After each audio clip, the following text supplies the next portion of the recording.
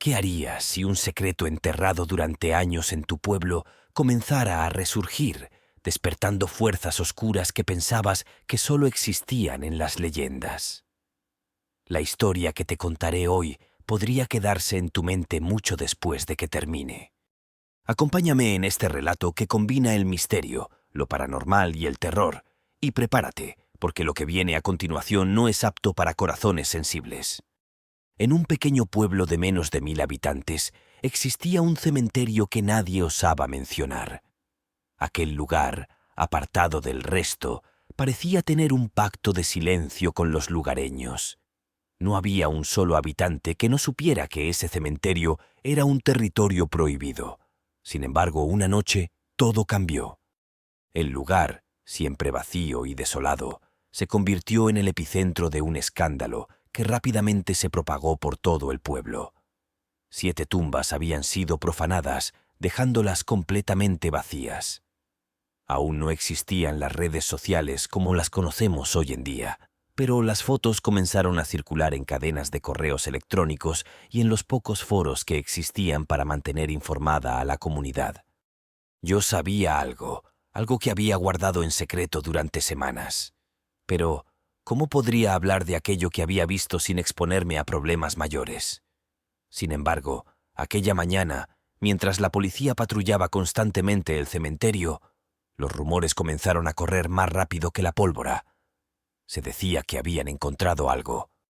No eran solo restos humanos lo que habían descubierto, sino algo mucho más extraño. Fue entonces cuando mi madre decidió hablar conmigo. Me dijo que tenía que contar lo que vi aquella noche, semanas atrás, cuando por accidente atravesé el cementerio. Pero mi madre solo conocía una versión de lo ocurrido. Solo sabía lo que yo había decidido contarle. Todo comenzó un año después de que mi padre se mudara a Carolina del Sur, en los Estados Unidos, donde lo esperaban sus hermanos. Mi padre había intentado mantenerse en el pueblo, a pesar de que su negocio de vulcanización estaba en declive. Pero finalmente decidió cruzar la frontera en busca de una mejor vida, dejando a mi madre, mi hermana y a mí atrás. Mi hermana era 10 años menor que yo y dependía de nuestra madre debido a una enfermedad que le impedía caminar. Mi padre era un hombre honorable, siempre dispuesto a pagar las deudas de los demás, y prometió a doña Clarita, la dueña de la tienda del pueblo, que con su primer sueldo le pagaría todo lo que le debíamos. Recuerdo la noche en que mi padre se fue. No quise despedirme de él. Estaba enfadada. Era una adolescente rebelde, y aunque lo extrañaba, me negué a reconocerlo. Mi madre se sumergió en el cuidado de mi hermana, y yo encontré consuelo en la compañía de mi mejor amiga, Zey. Juntas éramos inseparables, populares por la belleza de Chey, y por ende yo también. Fue así como nos encontramos en compañía de Rodrigo y Fidel, 2 chicos del pueblo que rápidamente se convirtieron en nuestros inseparables amigos. Una noche nos invitaron a una fiesta en una finca abandonada, un lugar que tenía su propia cuota de misterios. Se decía que sus habitantes habían desaparecido de la noche a la mañana, sin dejar rastro alguno. Otros decían que habían sido víctimas de los narcos. Una historia más fácil de creer en un pueblo donde el crimen era el pan de cada día. Fuimos los 4 a la fiesta, pero algo en el ambiente se sentía mal. La finca tenía una vibra pesada, como si algo terrible hubiera ocurrido allí. Decidimos irnos, pero no sin antes recibir la sugerencia de Fidel, visitar el cementerio viejo. ¿Qué podríamos encontrar allí? Nos reímos de la idea, pero la curiosidad fue más fuerte, y nos dirigimos hacia ese lugar. El cementerio estaba a 2 kilómetros de la finca y Rodrigo apagó las luces del auto mucho antes de llegar. Entramos caminando, pero lo que vimos allí nos dejó sin aliento. A unos 40 metros de nosotros, una mujer caminaba entre las tumbas. Fidel nos juntó y en un susurro nos dijo que estábamos viendo a una bruja de las que vivían en la sierra. Nos contó historias sobre cómo ellas bajaban al cementerio en busca de tierra de panteón para sus rituales, y que, a veces, incluso se llevaban pedazos de muertos. Shay se rió de él, incrédula, pero aceptó la idea de seguir a la mujer. Yo, aunque aterrada, decidí acompañarlos. No tenía idea de lo que nos esperaba. Nos internamos en el bosque que rodeaba el cementerio, siguiendo a la mujer. Los árboles parecían cerrar el camino, pero logramos avanzar, aunque lo que debieron ser 500 metros se sintió como un viaje interminable. Llegamos a un lugar donde, según Fidel, había un panteón de brujas. El lugar era oscuro, lleno de tumbas con símbolos extraños en lugar de cruces. Las siluetas que habíamos visto la noche anterior se movían en la oscuridad, recitando rezos en un idioma que no comprendíamos. De repente, todo se apagó, como si las figuras nunca hubieran estado allí. Volvimos al auto llenos de tierra amarillenta, con un olor asqueroso y una sensación de que algo se había quedado con nosotros. Esa noche, al llegar a casa, me sentí muy mal, con náuseas y una terrible sensación en la garganta. Vomité, y lo que salió me horrorizó. Una bola de cabello negro mezclado con tierra. Sentía que algo estaba dentro de mí, algo que no debería estar allí. Sabía que tenía que regresar al cementerio, que debía devolver aquello que había vomitado. Llamé a Rodrigo y lo convencí de llevarme de vuelta.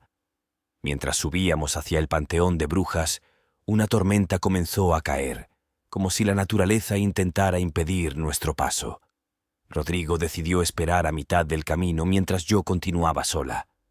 Al llegar al lugar donde habían estado las figuras, vi las tumbas vacías, los restos de ataúdes y entre ellos un mechón de cabello que me recordó lo que había vomitado. Sentí que me ahogaba y cuando pensé que iba a caer, Rodrigo apareció para sostenerme. Le pregunté por qué había venido y me dijo que escuchó mi voz llamándolo, pero yo no había dicho nada. De repente recordé a mi hermana, que estaba sola en el auto. Corrimos de vuelta, sintiendo cómo la tormenta hacía el camino casi imposible. Cuando llegamos al coche, mi hermana estaba tranquila, pero me dijo que había visto pasar a unas personas por el camino. Algo en sus palabras me inquietó. Nadie en el pueblo tenía motivos para estar allí. Esa noche, las voces en mi cabeza se callaron, pero el miedo persistía.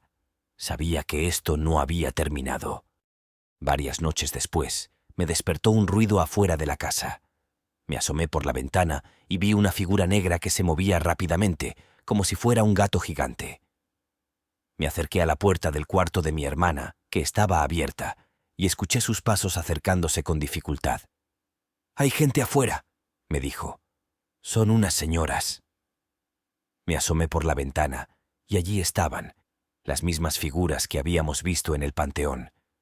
Sabía que eran ellas, las brujas. Las noches siguientes, las figuras regresaban y yo, aterrada, no me atrevía a decírselo a mi madre. Sabía que si lo hacía, ella saldría a enfrentarlas, y eso podría ser fatal. Empecé a dormir con mi hermana, intentando protegerla, aunque sabía que no podría hacerlo por mucho tiempo.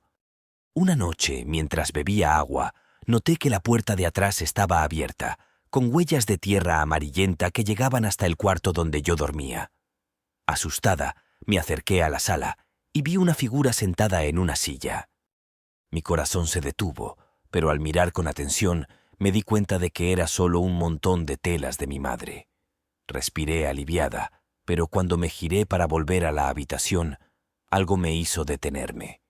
La figura sentada en la silla no era un montón de telas. Era una mujer sin pelo, con una expresión inhumana, torciendo su cuerpo para mirarme. Las brujas ya estaban dentro de mi casa y la pesadilla apenas comenzaba. Ella se levantó lentamente de la silla. Sus huesos crujían con cada movimiento, emitiendo un sonido que resonaba en la quietud de la casa. La mujer avanzaba hacia mí, sus pies descalzos y sucios dejando huellas de aquella tierra amarillenta que ya conocía demasiado bien. Sentí como la desesperación me invadía. Cada paso que daba hacia mí parecía alargar la distancia entre nosotras, aunque la veía cada vez más cerca. Intenté retroceder, pero mis piernas se negaban a obedecerme, clavadas al suelo por un terror que nunca había experimentado.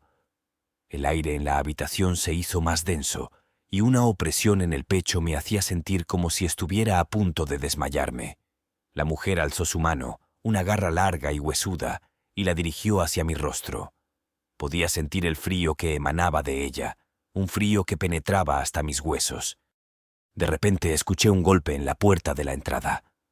El sonido me sacó de mi parálisis momentánea y sin pensarlo corrí hacia el cuarto de mi hermana.